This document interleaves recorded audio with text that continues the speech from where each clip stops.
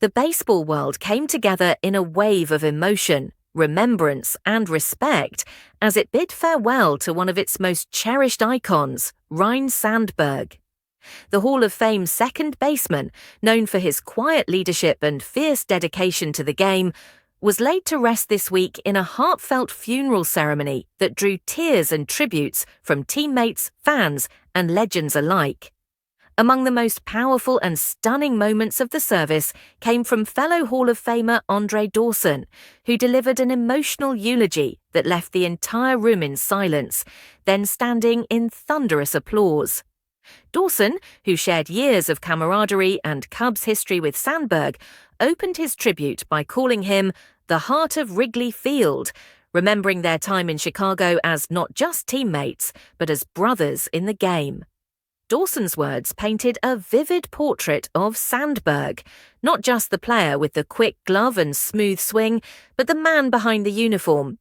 He spoke of Sandberg's humility, the way he'd always deflect praise and redirect it toward the team, the way he treated every bat boy, coach, and clubhouse attendant with the same level of respect he showed his fellow All-Stars. He recalled road trips, late-night conversations, and the grind of a 162-game season made easier by Sandberg's steady presence. Dawson's voice cracked as he recounted how Sandberg helped him through some of the toughest moments of his own life, including injuries and the emotional toll of aging in a young man's game. "He was the type of teammate that made you feel like you were never alone," Dawson said, pausing, visibly overcome. The tribute struck a deep chord with those present, especially as Dawson closed with a statement that had many in the crowd wiping away tears.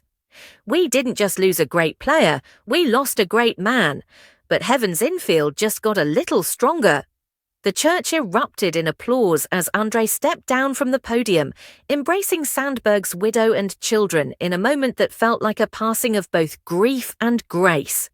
Many of Sandberg's former teammates, including Greg Maddux, Mark Grace, and Kerry Wood, were in attendance, visibly emotional throughout the ceremony.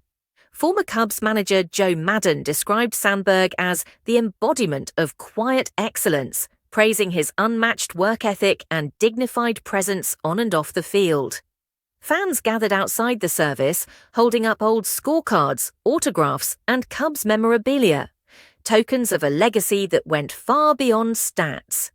One longtime fan said, "Ryno didn't just play for the Cubs, he played for us."